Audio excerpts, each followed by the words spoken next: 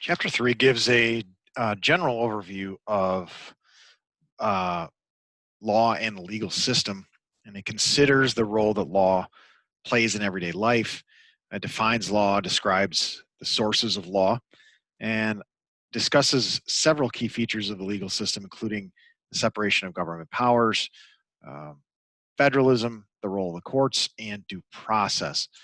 Right, so, as far as the role of law, um, there's regulations in this country on every aspect of life. So we have codes in our homes, in our living spaces. We have traffic laws that we have to abide by. We have food and water safety rules. We have environmental protections. We have copyright protections. So there's many different regulations that are in place. And so when we talk about something like policy, it could be laws, it could be regulations, it could be general rules or recommendations. Um, what we have to consider when we look at law is the fact that our society covers such a large geographic area and we're a very, very diverse country. So when you compare us to Canada or Germany or some other places, um, we're quite a bit more diverse, especially culturally.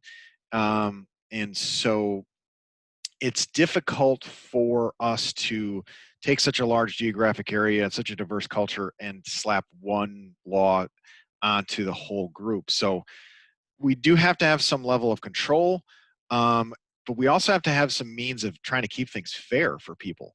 And so those two things are something we're going to keep in mind as we progress through this chapter. Um, we have to realize that the Constitution is the basis for many of the most important laws we have in this country. It helped establish the government. It helps establish the relationship between citizens and their government. And so the Constitution is the foundation for that. It helps regulate public matters and allows for individual freedoms. Again, that's our balancing act.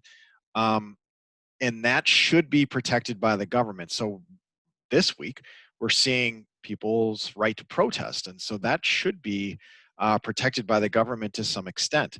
And again, it comes back to individual rights, but in this case, individual rights compared to an entitlement. And so the Constitution does not guarantee a right to health care. It does guarantee a right to life, liberty, and the pursuit of happiness. Some would make the argument that that is health care. So that is one thing that gets very confusing. Okay. We have both individual rights and entitlements in the United States. When we look at Medicare, that's an entitlement program. So if you are over the age of 65, you are entitled to health care. You've earned it. Okay. We also have private insurance that applies to many of the rest of US citizens.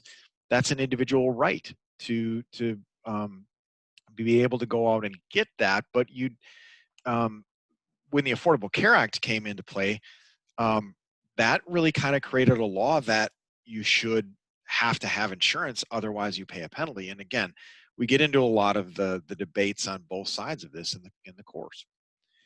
As far as how we define law, you see that definition there on the slide. So we have to consider law as a system by which rules are created, disseminated, enforced, violated, disputed, interpreted, applied, revised. A lot of different things happen to laws. Okay. When you look at that definition, you have to think about what words really jump out to you. Things are established. There's rules. There's action. There's authority. There's obedience. There's consequences. Okay. All of this is part of the process of creating, implementing, and enforcing laws. And when we get into more of this conversation, a lot of the debate is whether or not those laws are written in stone and remain the same, or whether they need to adapt along with society. Okay. As far as the sources of law, okay, you see some of those listed on the slide. But before we get into that, I wanted to just give you a sense of what laws are attempting to do. They're trying to maintain order. They try to set limits on individuals interacting with one another and with their government. It establishes legal rights and responsibilities. And that list you see are the primary sources of law. There are secondary sources of law, things like treaties and reports, but that's not really the main focus of our class. Okay, so the Constitution, we mentioned this already, it establishes a strong central government and provides rights to individuals. You know this from your social studies courses growing up. Okay, the US has both federal and state constitutions. So we're familiar with the federal constitution. Every state has their own constitution. The federal constitution established three branches of government. That's both at the federal and state level. But here's where we run into some challenges. The original version is very short and very general, which allows for growth and evolution. But it has also contributed to a lot of controversy because there's a lot of interpretation. Some people feel that the interpretation of the Constitution should be that it's a living document that should be adapted to fit modern issues. Others see it as a moral document that integrates moral philosophy. Some are originalists or believe in originalism where the meanings are fixed based on what the original drafters intended. And what did they intend? We don't know. They died hundreds of years ago. Okay, and then there's others who are a strict interpreter of the Constitution, where the actual words and phrases are interpreted as is, and there's no context. So meaning we don't take those words and apply it to a modern situation. We just look at the words, okay? So the Constitution, when it comes to healthcare, helps and hurts both in terms of the what it says you can do, but also in the way that it's written generally, okay? We do know that citizens should not be subjected to arbitrary and oppressive government, okay? So this provides some restrictions on what the government can do, such as illegal search and seizure, and it also provides rights like free speech. In terms of the state constitutions, these provide organized structure. They contain an individual state's Bill of Rights. The state constitutions cannot take away rights provided by the federal constitution. But some states go even further than the federal constitution, such as a banning or allowing the death penalty. State constitutions are more frequently and easily amended. So the Georgia Constitution has been amended over 650 times, okay, whereas the federal government Constitution has only 27 amendments, right? So constitutions are one source of law. Statutes are another source of law. These are broad policy statements written at all levels of government that provide commands or prohibitions. Statutes are created legislatively, which is the process we're going to talk about in this class, okay? Statutes are forward-looking and apply to large numbers of people. Statutes tend to be very broad and general in nature, and state legislatures may have more ability to use statutes for regulation. There's a lot of state-level statutes regarding health and safety. We'll talk about a few of those later on. There's very few federal-level statutes regarding health and safety. There's very few federal laws or policies says every U.S. citizen has to do this in regards to health and safety. So much more state-based statutes, okay? Regulations is another source of law. These are used to assist with the implementation of statutes, and they're enforced by administrative agencies like Health and Human Services, which we've already talked about. These take more time and expertise, and there's power to enforce granted. The power to enforce these are granted and restricted by Congress. Okay, the Medicaid program is a federal statute, and there's thousands of regulations and rules that have been passed over the 40-year history of the program. This has helped the program to develop and adapt, but it does make it more difficult to implement at times. Okay, our older population has grown considerably since the 1960s. So Medicare needed to be adapted. Medicaid has needed to be adapted during that time as well. Something like the Administrative Procedure Act, which was passed in 1946, provides procedural restrictions for rulemaking and adjudication, which means we must follow a series of procedures to be able to create regulations. All right, and the last source of law is common law. This is case law, judge-made law, or decisional law. These are things that happen within the courts, at the federal level, at the state level, at the local level, okay? The appellate courts, the small level courts, the opinion of those appellate courts are articulating the basis for the decisions in individual cases. So individual cases happen and establish a precedent. Common law is intended to match the values of society. So we try to take what is typical based on the Constitution or the culture and say this is what is going to happen. Okay. If there's any previous cases that have been similar, legal precedent is usually what is utilized. The U.S. Supreme Court, which is probably not surprising, they overrule smaller courts. But the U.S. Supreme Court can be overruled by Congress by amending a statute. The judicial branch has the authority to determine if this statute violates the law. So there's some back and forth between the judicial and legislative branches, and this is our system of checks and balances that we've already mentioned in the course. Okay. As far as the key features of the legal system, we're going to cover the three that you see here. There are many others, but really we want to talk about separation of power, federalism, number two, and then number three, the role and structure of federal and state courts. Okay, so number one, separation of powers. There are three independent and equally powerful branches at the federal and state levels. We've talked about those already. Okay, we also have a legal doctrine separating those powers. This allows for power to be distributed more evenly. This is intended to prevent any type of tyranny or dominant way of thinking. Now, you will get situations where you have a president who's a Republican, you'll have a Senate that's Republican, you'll have a House that's Republican. Many people believe that that way of thinking then will take control and all the legislation will be based on the way those individuals think.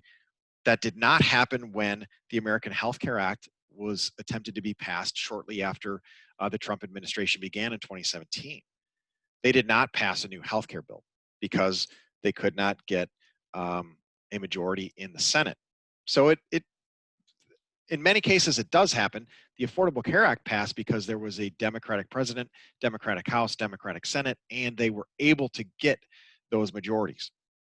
Okay, but because of the separation of powers, also in the judicial branch and other levels of government, one dominant way of thinking usually doesn't take hold. Okay, separation of powers is assisted by the election of public officials being staggered. 2-year terms for the House, 4-year terms for the president, 6-year terms for the Senate, meaning every couple of years there's turnover and there's new ways of thinking that take hold. That helps establish the checks and balances that we've talked about already so many times in the course already. Okay, each branch monitors the other two. No branch becomes too powerful. This helps prevent chaos if one branch fails to operate effectively. Okay, the idea of federalism means that some of the authority of the government is shared between the federal and state levels. This is derived from the Constitution. The Constitution specifically mentions federalism. Federal power then becomes limited, and the states inherit any of the remaining responsibility. This is specifically addressed in the 10th Amendment, which says the powers not delegated to the United States by the Constitution are reserved to the states respectively. So states, especially for this course, become incredibly important because states hold public health and safety powers. Things like marriages, divorces, adoptions, schooling, driving, hunting. The states all manage that. And the states also have police powers for things like childhood immunization, environmental regulations, medical licensure, which we'll talk about in this class. When it comes to the potential for a COVID-19 vaccination, states' police powers will come into play as far as whether or not that's going to be enforced. Federal and state jurisdictions include the enforcement of their own laws. There is some overlap sometimes with the federal government, but this can result in some debate. Political influence has caused federal oversight to grow and shrink. So after World War II, the federal government grew, and you saw that in the 1960s in the social contract era. And then in the 1980s and 90s, we saw the federal government shrink in terms of its influence. In terms of the legal system, there's a whole chapter dedicated to this, but we'll have some introduction here. The legal system includes federal and state justices, judges, magistrates, and other adjudicators. There's a similar structure for the legal system at the federal and state levels. And so you see a pattern developing here. Federal government, in terms of its structure, uh, is mirrored in the way states are structured. So the court has a three-tiered structure. The trial courts are the lowest, and there's 100 federal district courts. The next level is the Court of Appeals. There's 13 federal circuit courts of appeals. They see 62,000 cases annually, so heavy traffic going through the courts of appeals. And then the Supreme Court, which is the highest level. They can be petitioned to hear cases. Typically, they see about 150 cases annually. They have the final say, but only for the judicial branch. Okay, separation of powers here. Keep that in mind. The courts have the responsibility to determine what the Constitution means, what it protects, and what it prohibits. Okay? Their main responsibilities are protecting individual rights, keeping the other political branches in check, and maintaining legal stability. All right, and so I do have a video that you can watch on your own. Some of the questions you want to consider here is, should states have the right to determine which facilities Medicaid can be used because they morally disagreed with the services at those facilities? If yes, should states have the right to overrule federal laws they disagree with? If no, should federal law supersede states' rights to control the use of federal programs like Medicaid? So you see something like Planned Parenthood being used, and people using Medicaid, and states refusing to allow their Medicaid program to be used for things like contraception or abortion. That becomes very, very controversial. Okay, so that's your overview of Chapter 3. If you have any questions or concerns, certainly let me know. And that is it for Chapter 3.